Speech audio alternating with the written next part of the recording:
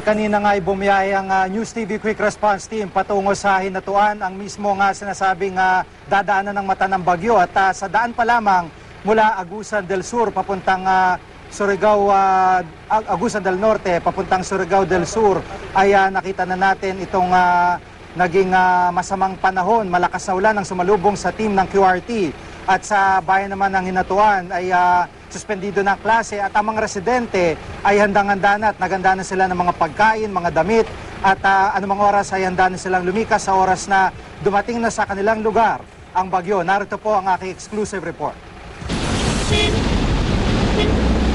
Pagpasok pa lang ng bayan ng San Francisco sa Agusan del Sur, ito na ang sumalubong sa team ng QRT. Malakas na ulan at madilim na himpapawid.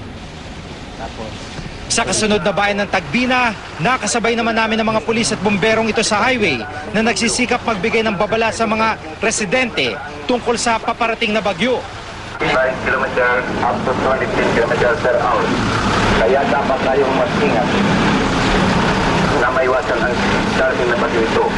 Ang ating mga evacuation area ay ang mga elementary school. Maraming salamat. Pero pagdating sa bayan ng Hinatuan na siyang dadaanan mismo ng mata ng bagyo, madalang na mga tao sa daan. Karamihan kasi nasa loob na ang kanilang mga tahanan at naghahanda na sa pananalasa ng Bagyong Pablo.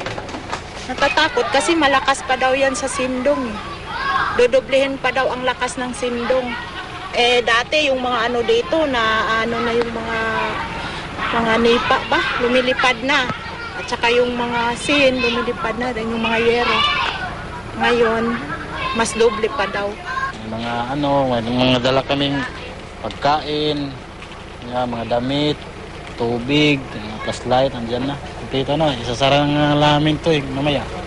Sa maliit na gilingan ng palay namang ito, sunod-sunod ang dating ng mga tao.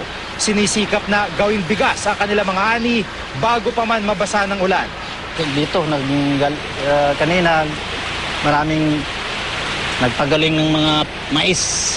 Ngayon wala na, siguro alarma na sila na nagdarating na bagyo. Ayon sa mga residente, mainam na raw na may pagkain na sila ano man ang mangyari. Bakit papagiling nyo na ngayon? Kasi tela to kanila yung mais. Para hindi mabulok. Para hindi mabulok kasi baka may darating na bagyo. Kaya mag-iimbag sila ng pagkain. Tala kanselado ng mga klase sa Hinatuan at ang trabaho sa poblasyon. Kaya naman ang mga nais lumabas ng bayan ay nakikisabay na lang sa kahit anumang paraan.